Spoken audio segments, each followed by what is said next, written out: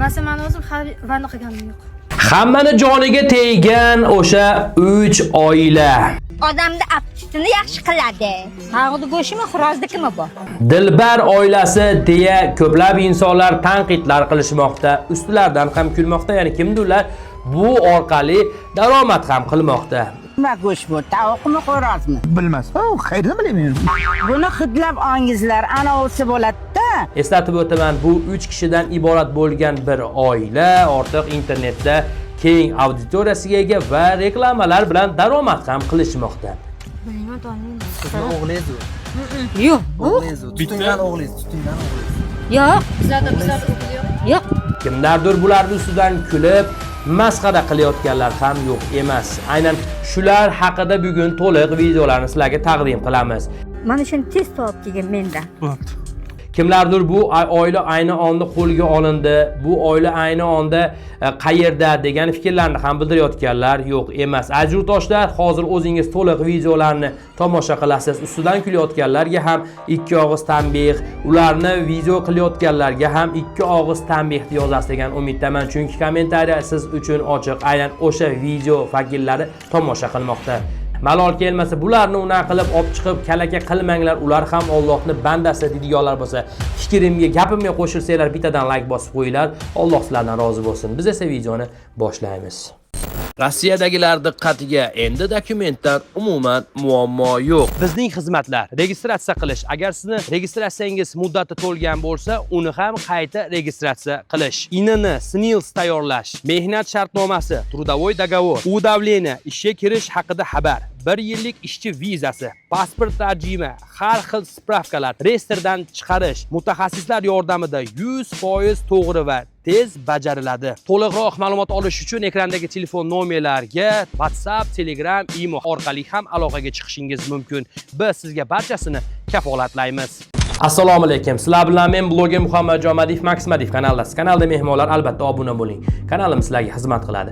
Xabaringiz bo'lsa kerak, Dilbarni juda ko'pchilik sevib kuzatadi, hayron bo'lib kuzatishadi, prikol sifatida ko'rib kuzatishadi va bularga har xil fikr, tanqid, tanbeh yozishga haqlisiz. Sababi internetga bilib turib video qo'yyaptimi, u kim bo'lishidan qat'iy nazar. Boydi bolasi bo'ladimi, kambag'alda bo'ladimi, nogiron bo'ladimi, fikr bildirishga haqlisiz. Sababi shu holatga bilib kirishyapti. Hamma o'z fikriga ega, ommaga chiqqan bunday tanbehlarni eshitishga majbur. Endi bunday holatlarga boshqalar ham kalaka qilib, ustidan kulib video qilishmoqda va ko'plab insonlar tomonidan bu yaxshi baholanmayapti. Kelinglar to'liq videolarni birgalikda tomosha qilsak va Dilbarning videolarini ham sizlarga to'liq taqdim qilaman. Marhamat. Pul yuborishda kechasimi, kunduzimi, endi buni farqi yo'q. Endi kechasi soat 2 da ham, yakshanba kuni ham uyingizga pul yuborishingiz mumkin. Bank ochilishini kutmaysiz, navbatda turmaysiz. Hech kimga iltimos qilishingiz ham shart emas. Yubormobil ilovasi 24 ga yetdi. Sizga erkinlik beradi. Istalgan vaqtda, istalgan joyda bir necha soniyalarda pul yuboring. Siz ishlayotganingizda ham, dam olayotganingizda ham, kechasimi, kunduzimi farqi yo'q. Pulingiz uydagilaringizga bir zumda yetib boradi.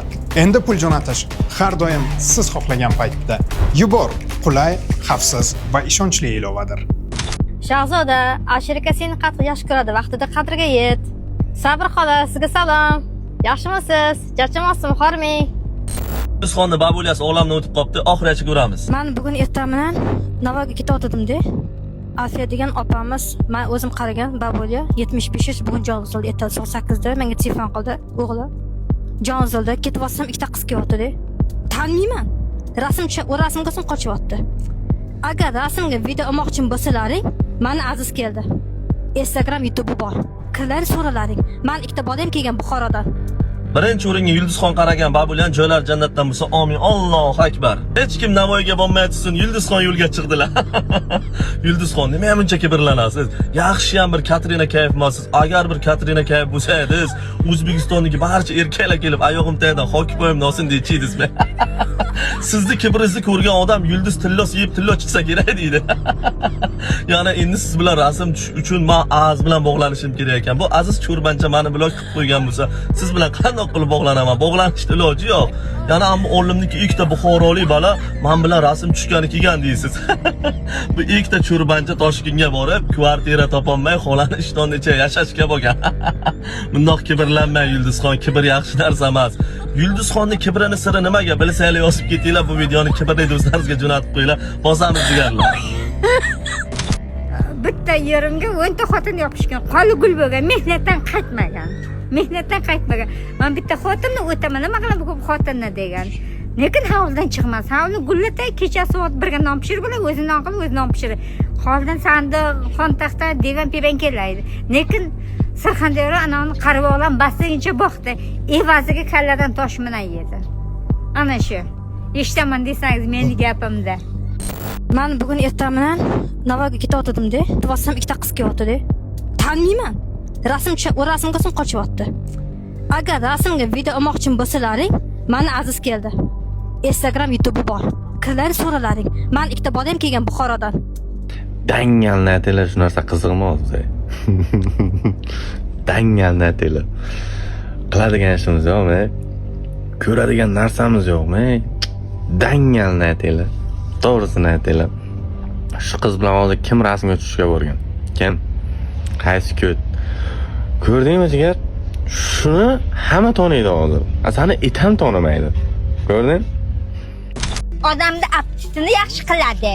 Tog'ni go'shtimi, xo'rozdikimi bu? Bilmadim, xola. Bilib turib olingizlar. Hidlaydi, hidga burlaringni uradi, keyin olingizlar. Xo'p, bola. Hamma narsani o'z anavsi bor. Anavsi nima? Bir bola deyman, o'zbekcha bilmayman. O'z anavsining o'zi vaqti bor. Mana bu tovuqni oyoqi. Mana bu anavsi. Badani. Orqasi. Bunga zira qo'shilmagan bittasiga tuzi vobshe pas. Qizg'anmaylar tuzdan. Keyingisiga nima olib keling, xola? Keyingisiga poda go'sht olib kel. Masalan, men o'zim vanna qilganim yo'q. Men bu yerda xudo uchun 10 kunga bir marta cho'milish kerak odamzod. Men terlisiz cho'milgandan keyin hozir kasal yuribdi. Har kun cho'milsa bo'lmaydimi? Yo'q. Haftasiga bir marta cho'milish kerak. Mana hovlida yashaymiz. Toshkent hovlida yashaymiz, qorayadi odam. Tekin qilaman desa, ham to'g'ri dom bilan ko'ra hovli yaxshi. Issiq uradi. Issiq urgan vaqtda men ichib ketadim, uyga kirib yotish kerak. Ayni soat 9, 12, 11 gacha. Keyin 3-4 da chiqib, hovlida fiziologim to'g'ri, qora tanli desa, hovlida yashagan odam qoraymasdan bo'lmaydi. Menda navis tortsa, quyosh tegmasa odam qoraymaydi. Quyosh tegsa obязательно qorayish. Bilmayman, taniyman. Sizni o'g'lingiz u. Yo'q. O'g'lingiz u. Tutingan o'g'lingiz. Yo'q. Bizlarda o'g'li yo'q. Yo'q. Tutingan o'g'li. Ana bu Ben internetda ko'raman, bitta o'g'lingiz bor ekan, Rossiyada ishlaydi dedimi, nimadir dedi. Bormi? Tog'angizmi? tog'am, onamda o'g'li yo'q. Ammamda bizdan keyin biz ikkita qiz bo'lganmiz, bizdan keyin o'g'il bo'lmaganda. Men tuqqandan keyin operatsiya bo'lgan. Undan keyin kichkina ammam bo'lgan, odamni kichkina singlisi. O'g'lini tuqqandan keyin jon uzilgan. O'shan kichkinaligida onam boqib olgan, sigir sutini boqib katta qilgandan keyin bizga o'rganib qo'ygan. Ona deb ketgan. Bizda o'g'il bo'lmagan. Ikkita qiz biz oilada. Men tuqqandan keyin operatsiya bo'lgandan keyin shu ammam o'g'lini asrab olgan. Nima go'sht bu? Tovuqmi, xo'rozmi? Bilmas. Qayerdan bilaman? Buni hidlab olingizlar, anavsi bo'ladi-da. Men Rossiyada yurib, o'zbekchani bilmayman, ruschasiga anavsi bo'ladi. Tuzi ham yaxshi emas. Biz bunga zirra sepadi, bir narsalar sepadi. Sizlar uyalmaysizlarmi mana shunaqa haqorat qilganini ko'ryapsizlarmi? Kommentariyani o'qiyapsizlarmi? Shuncha insonlar sizga negativ bildiryapti. Nima qilasizlar unaqa oddiy odamlar ustidan kulib? O'zingizlar ham o'shalardan qolishmaysizlar-ku. Sizlar ham yuradilar yaqinda. O'zbekiston yordam beringlar, iltimos, uy qurib oladi. Nima bu ahvol? Nimaga ular ustidan kulib unaqa haqorat qilyapsizlar? U darajada bo'lmaydi o'zbek xalqi. Tegmaganga tegmanglar, iltimos sizlardan unaqa haqorat qilib ular ustidan kulib. To'g'ri kelmaydi. O'zim kimman demaysizlar, yana tag'in bular ustidan kulasizlar. Alga aytadi-yu, tizzasi yirtiq ishtoni yo'qqa kulibdi deb. Sal o'zingizlarni yig'ishtirib olinglar unaqa video emasdan. Unaqa xalqda, oddiy xalq ustidan kulib unaqa haqorat qilmasdan. mana shuni tez topib kelgan mendan.